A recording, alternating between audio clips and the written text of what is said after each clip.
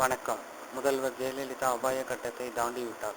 மருத்துவமனையில் அனுமதிக்கப்பட்டுள்ள முதல்வர் ஜெயலலிதா உடல்நலம் தேறி வருவதாகவும், அபாய கட்டத்தை தாண்டிவிட்டதாகவும் இந்து நாளேட்டின் முன்னாள் ஆசிரியர் மாலினி பார்த்தசாரதி தமது ட்விட்டர் பக்கத்தில் பதிவிட்டுள்ளார்.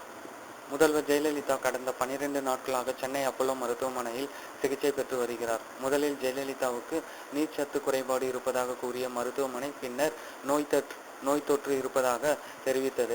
பின்னர் லண்டன் மருத்துவர் ரிச்சர்ட் சென்னைக்கு வரவழைக்கப்பட்டு ஆலோசனைகள் பெறப்பட்டு சிகிச்சை மேற்கொள்ளப்பட்டு வந்தது.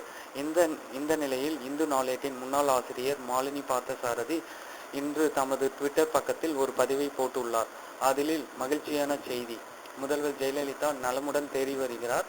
அபாய கட்டத்தை தாண்டிவிட்டதாக மருத்துவமனையில் ஜெயலலிதாவை நேரில் பார்த்த ஒருவர் தமக்கு தெரிவித்ததாக குறிப்பிட்டுள்ளார். ட்விட்டர் பதிவில் எழுப்பப்பட்ட கேள்வி ஒன்றிற்கு பதிலளித்த மாலினி பார்த்தசாரதி இவ்வாறு கூறியுள்ளார். மாலினி பார்த்தசாரதி ஜெயலலிதாவின் நீண்டகால தனிப்பட்ட நபர் என்பதால் இந்த மகிழ்ச்சியான செய்தியை பகிர்ந்து கொள்வதாக அவர் தெரிவித்துள்ளார்.